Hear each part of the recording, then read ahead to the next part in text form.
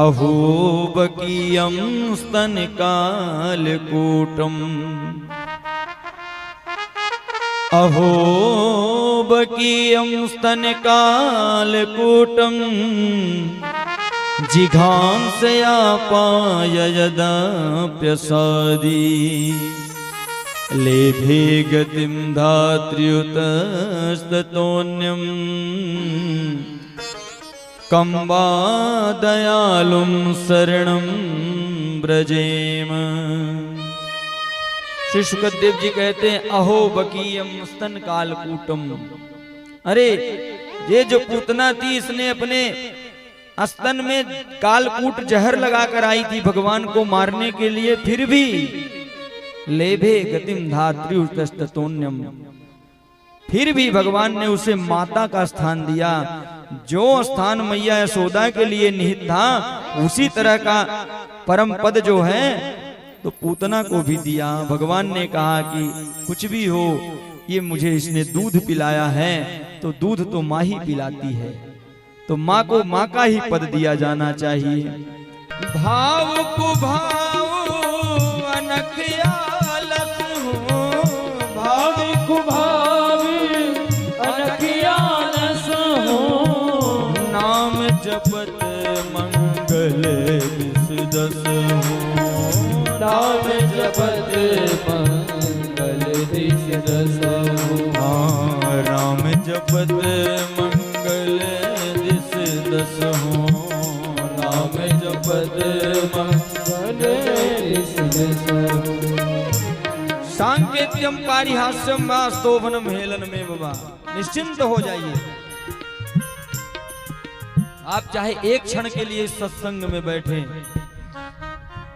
चाहे 3 घंटे के लिए बैठे, चाहे 7 दिन बैठे, आपको फल जरूर मिलेगा। और जहां कहीं भी सत्संग सुन लें, बिना बुलाए जाएं और सुने, क्योंकि उसमें किसी और का फायदा नहीं है, अपना फायदा है। भाव कुभाव अनख आलस हो। अजामिल की कथा आपने सुनी थी कि अजामिल ने अपने लड़के को पुकारा था नारायण, लेकिन फिर भी उसको यमदूत नहीं ले जा सके। तो हम लोग तो जानबूझकर और अच्छे से भगवान का नाम ले रहे हैं, तो कैसे नरक में जाएंगे? या तो भागवत पुराण झूठा है जो कि कभी तीनों काल में असंभव हो ही नहीं सकता। श्रीमद् भागवत पुराण गुहार लगा रहा है कि सांकेत्यम पारिहास्यम वा स्तोभनम हेलन मेवा। संकेत मात्र से हास परिहास में किसी भी तरह आप भगवान का नाम लो, आपका कल्याण सुनिश्चित है।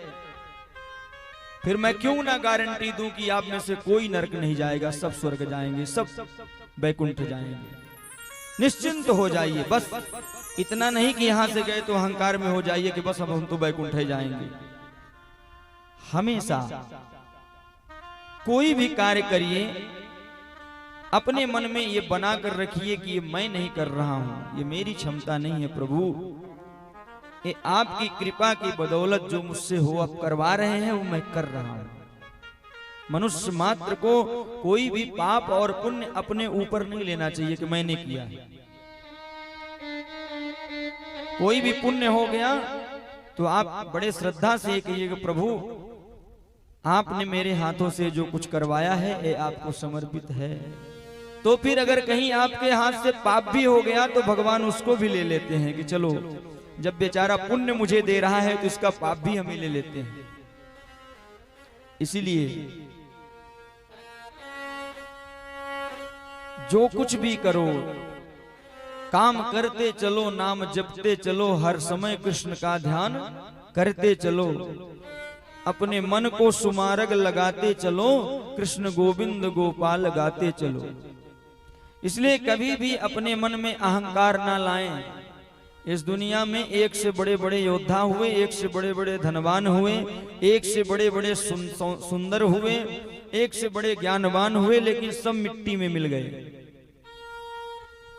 कोई ऐसा नहीं हम आप तो कुछ भी नहीं है। ऐसे ऐसे वीर हुए कि सारी पृथ्वी को हिला देते थे, लेकिन वो भी नहीं ज्यादा दिन तक रह सके, वो भी आके इसी मिट्टी में मिल गए। तो मिट्टी में सबको मिलना है तो अहंकार किस चीज का? और अगर अहंकार करो, अहंकार करना चाहिए, लेकिन अहंकार कैसे करना चाहिए? अहंकार अपने ठाकुर की ठकुराई पे करना चाहिए, अहंकार अपने ईश्वर पे करना चाहिए कि मेरे साथ हमारे बिहारी जी हैं, मेरे साथ हमारे राम जी हैं, मेरा कोई बाल बांका नहीं कर सकता। अहंकार इस तरह का होना चाहिए। अहंकार अपने बाहुबल पे नहीं होना चाहिए। नहीं, बाहुबल लकवा मार देगा तो खत्म हो जाएगा। फिर मार दिया लकवा, सौंदर्य पे बड़ा अहंकार है, मार दिया लकवा, जीभ टेढ़ी हो गई, एक ठोंठ इधर चला गया, जीभ इधर चली गई। ले लो सौंदर्य बना लो अपना, लाख डॉक्टर लग जाएं आपको, फिर वैसा नहीं बना पाएंगे।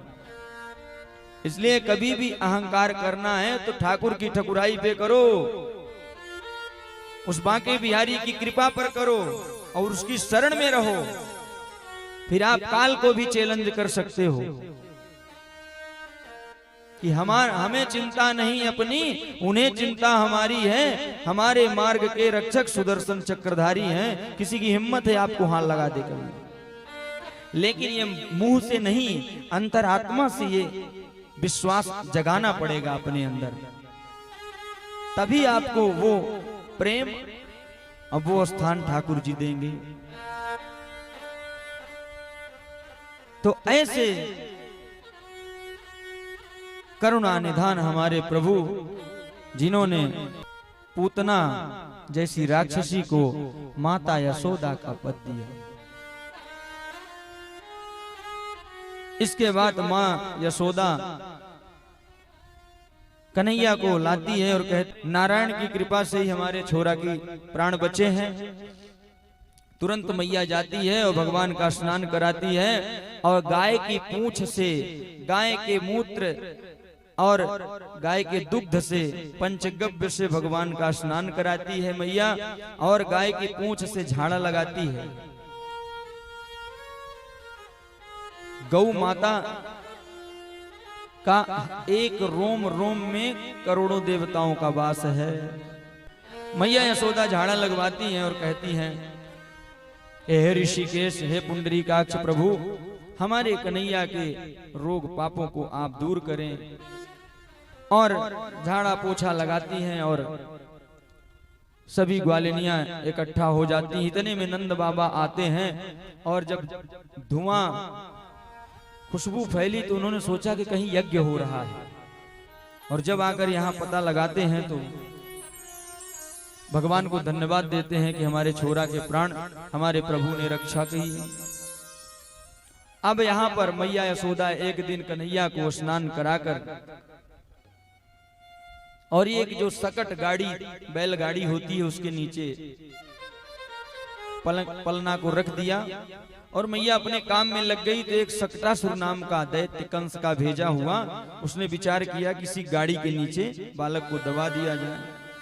भगवान ने एक धीरे से लत्ती लगाई और उसका गोविंदाय नमो नमः हो गया। बोल सकट भंजन भगवान की। एक दिन मैया यशोदा आंगन में कन्हैया को दुग्ध पान करा रही थी। उसी समय तृणावर्त नाम का राक्षस आया भवंडर के रूप में।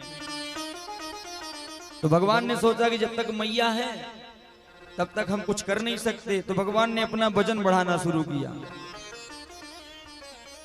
तो मैया ने विचार किया कि दूध पीकर लाला भारी हो गए हुए, तुम लाला को ऐसे जमीन पे मैया ने लिटा दिया, अपना काम करने चली गई। इतने में तृणावर्त आया और भगवान को हवा में उठाकर और आकाश में ले गया। और कन्हैया भी चाहते थे कि थोड़ा ब्रज का दर्शन कर लें। बोल बांके बिहारी लाल की जय। भगवान ने विचार किया कि अब थोड़ा सा ब्रज को देख लिया जाए, क्योंकि आगे कल के चोरी करना है तो चोर को घर बार रास्ता वस्ता मालूम होना चाहिए ना। रास्ता नहीं मालूम होगा तो पता नहीं कैसे भगेंगे।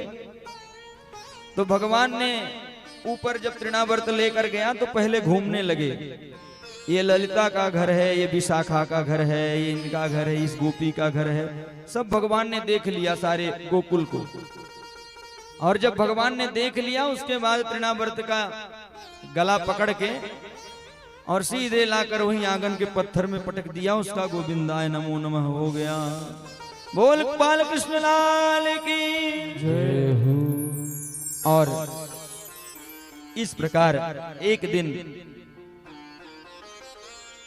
वसुदेव जी के जो कुल गुरु हैं, पुरोहित हैं, जिनका नाम था गर्गाचार्य जी, तो वसुदेव जी ने चुपचाप अपने पुरोहित जी को कहा कि हमारे पुत्रों का नामकरण संस्कार आप स्वयं जाकर करें गोकुल में। गर्गाचार्य जी यहाँ आते हैं, नंद बाबा उन्हें ले जाकर गौशाला में बैठाते हैं और गौशाला में जाकर और वो अपने ध्यान मग्न हो जाते हैं। मैया यशोदा ने विचार किया कि माताएं इतनी जल्दी किसी साधु संत पे भरोसा नहीं करती, माताएं परीक्षा लेती हैं। महाराज हमारी जो बहू है उसको बड़ा तकलीफ है, तकलीफ हो चाहे ना हो, लेकिन मैया लोग जाएंगी तो पहले साधु बाबा का कुछ ना कुछ बहाना बता देंगी कि गुरुजी ये तकलीफ है, और अगर गुरुजी ने सही समझ लिया तो फिर तुम्हें माताएं पूजा में कोई कमी भी नहीं रखेंगी। माताएं बिना परीक्षा लिए किसी पर भरोसा नहीं करती, चाहे वो कितना बड़ा भी संत हो। गुरुदेव भगवान के लिए आसन दें, उठकर खड़े हो जाएं और स्वागत करें। बोल बाल कृष्ण लाल की जय हो। इस प्रकार मैया यशोदा ने विचार